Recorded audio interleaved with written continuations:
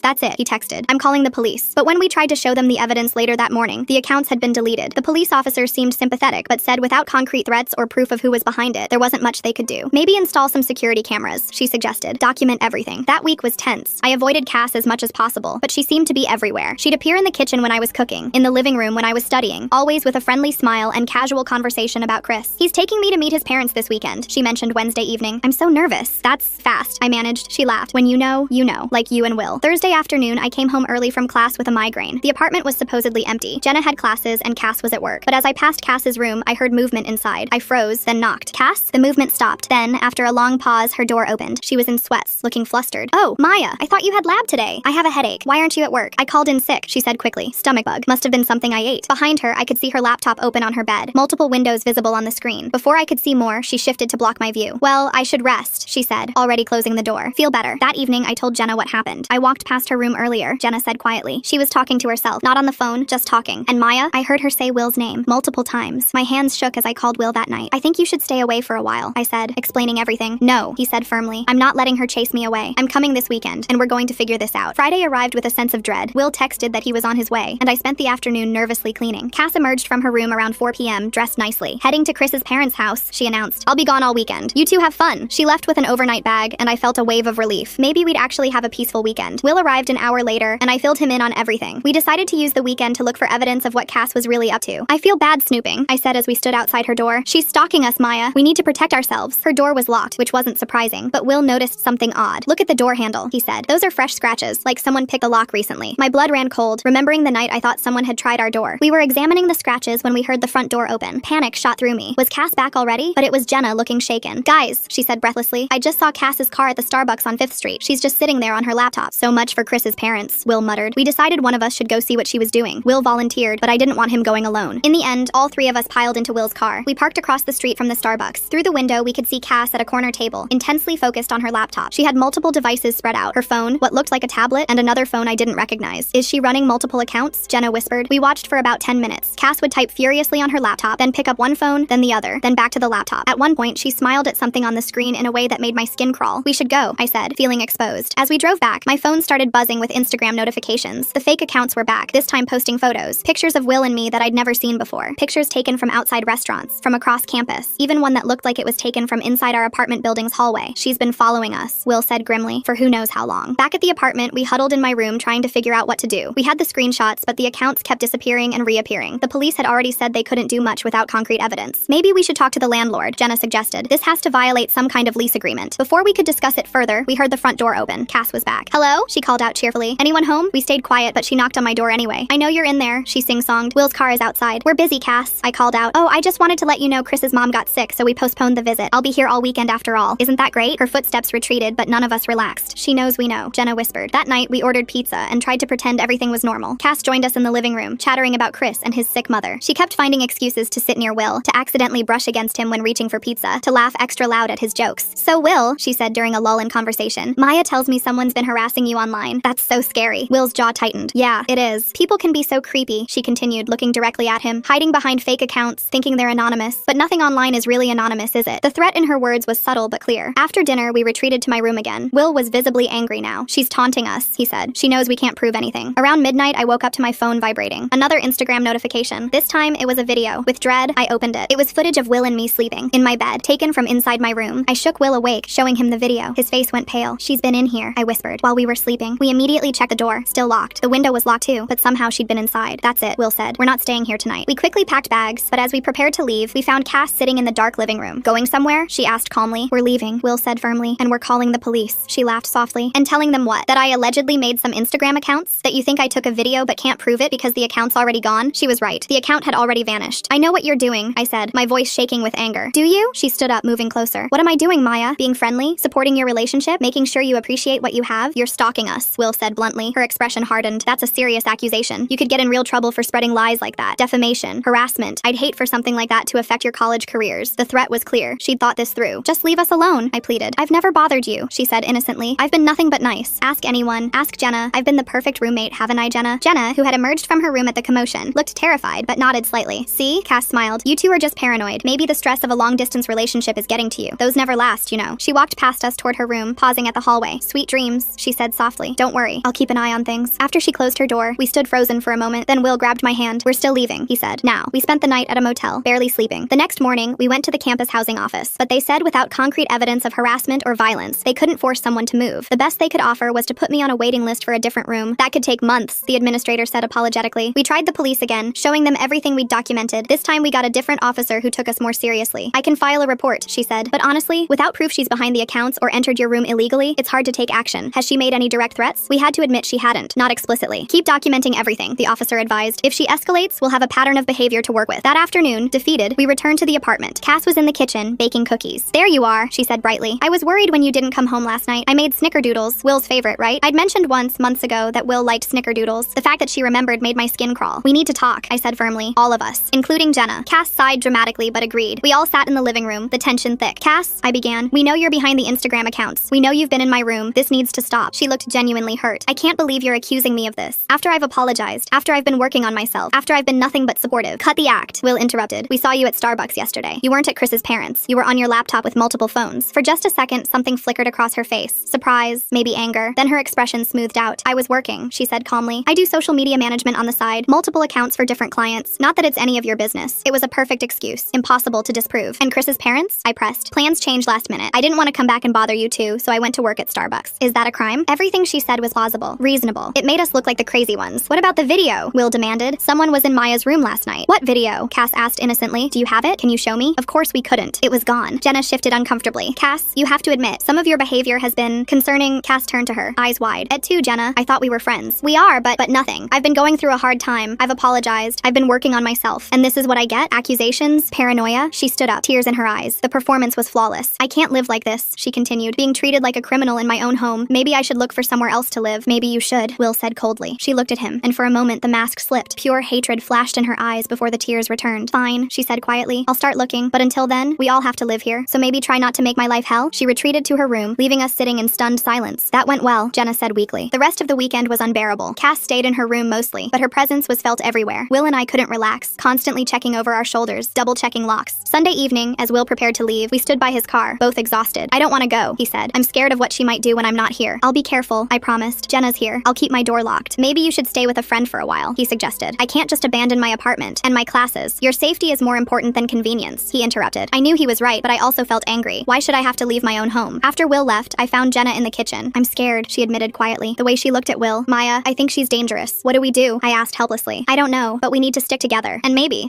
we should look into her background, see if she's done this before. It was a good idea. That night, after making sure my door was locked and putting a chair against it for good measure, I started searching online. Cass had minimal social media presence, which now seemed suspicious. But I did find an old Facebook account from high school. Scrolling through, I found pictures of her with various friend groups. Then I noticed something odd. In her senior year, there were several posts about a friend named Victoria, who had betrayed her. The posts were vague but intense, talking about trust and loyalty and people getting what they deserved. I searched for Victoria and found her profile. She'd gone to a different college far from here. On impulse, I messaged her, explaining who I was and asking if she'd be willing to talk about Cass. Her response came quickly. Get away from her. Now she's dangerous. My heart pounded as I typed back, asking for details. Victoria's story unfolded in a series of messages. In high school, she'd dated a guy Cass had a crush on. At first, Cass seemed supportive, but then strange things started happening. Victoria's boyfriend received anonymous messages saying Victoria was cheating. Victoria's car tires were slashed. Someone spread rumors about her online. It escalated until I was afraid to go to school, Victoria wrote. We could never prove it was her, but I knew, the way she'd smile at me in the halls. Eventually, my parents let me finish senior year online. I heard she told people I'd had a mental breakdown. I felt sick reading it. This wasn't Cass's first time. Please be careful, Victoria's last message read. She's smart. She knows how to make you look crazy while she plays the victim. I screenshotted everything and sent it to Will and Jenna. Jenna. We had a pattern now. But would it be enough? The next morning, I woke to find a note under my door. I know you talked to Vicky. She always was a liar, just like you're becoming. See, terror shot through me. She'd been monitoring my online activity somehow. I was trapped in my own home with someone who was escalating by the day. That afternoon, I went to the campus counseling center, desperate for help. The counselor listened sympathetically, but said without immediate danger, their options were limited. Have you considered mediation? She suggested. Sometimes roommate conflicts can be resolved through communication. I wanted to laugh or cry. Communication with someone who entered my room while I slept? That evening, I came home to find Cass cooking dinner, humming cheerfully. Made extra, she said without turning around. Thought we could eat together. Clear the air. I'm not hungry, I said, heading for my room. You should eat, she called after me. You're looking thin. Will likes curves, doesn't he? I locked my door and called Will, telling him about the note and Victoria. That's it, he said. I'm coming back tonight. No, you have that exam tomorrow. I don't care. I'm not leaving you alone with her. But before he could leave, I heard commotion in the living room. Jenna was yelling. I rushed out to find Cass standing over Jenna, who was on the floor holding her wrist. She pushed me, Jenna cried. I just asked her to turn down her music. I didn't push anyone, Cass said calmly. She tripped. You saw her trip, right, Maya? I helped Jenna up, her wrist already swelling. We need to get you to the health center, I said. I'll drive, Cass offered sweetly. It's the least I can do after Jenna's accident. Stay away from us, I snapped. Her expression darkened. Fine, but when the landlord asks what happened, I'll have to tell him about Jenna's drinking problem, how she's been stumbling around hammered. Right, Jenna? The threat was clear. Jenna didn't have a drinking problem, but Cass would create one if needed. I drove Jenna to the health center myself. She had a sprained wrist, and the nurse asked how it happened. I fell, Jenna said quietly, glancing at me. We both knew reporting Cass would only escalate things. That night, Will arrived despite my protests. He brought a baseball bat. For protection, he said grimly. We barricaded ourselves in my room, but none of us slept. Every sound made us jump. Around 3 a.m., we heard footsteps in the hallway. They paused outside my door for a long moment before continuing. The next morning, we found all the photos of Will and me that I'd hung on the refrigerator were gone. In their place was a single note. You look better apart. I stared at the note, my hands trembling. Will took it from me and crumpled it into a ball. Pack your things, he said. You're not staying here another night. But I couldn't just leave. My name was on the lease, my stuff was here, and I had nowhere else to go. The dorms were full, and I couldn't afford a hotel indefinitely. We need a plan, I said, trying to think clearly despite the panic clawing at my chest. Jenna emerged from her room, her wrist wrapped in a bandage. My cousin is a lawyer, she said quietly. Maybe we should call her. While Jenna made the call, Will and I went through the apartment documenting everything. We photographed the missing pictures, the note, even the scratches on Cass's door handle. Every few minutes, we'd hear movement from Cass's room, drawers opening, footsteps pacing. Jenna's cousin called back within an hour. She couldn't take our case officially, but gave us advice. Document everything, file a formal complaint with campus security, and consider getting a restraining order. The problem was proving Cass was behind everything. That afternoon, while Cass was in the shower, her phone buzzed on the kitchen counter. The screen lit up with a text preview. Still on for tonight? Can't wait to see those pics you took. The sender's name was Chris. Will and I exchanged glances. So Chris did exist? But then who was texting about pictures? Before we could investigate further, Cass emerged from the bathroom. She snatched her phone, glancing at the screen with a small smile. Chris is so sweet, she said, though she was looking directly at Will when she said it. He's really interested in photography. I've been showing him some of my work. The implication hung heavy in the air. Those pictures of us. She'd been sharing them with someone. That evening, I couldn't concentrate on anything. Every sound made me jump. When someone knocked on the door around 7 p.m., we all froze. It's probably just food delivery, Jenna said, but none of us moved. The knocking came again, harder this time. Then a male voice. Cass, you home? It's me. Cass practically ran to the door. A guy stood there. Tall, lanky, nothing like the photo she'd shown us. This must be the real Chris. Hey babe, she said loudly, pulling him inside. Everyone, this is Chris. Chris, these are my roommates. Chris looked uncomfortable, glancing between us.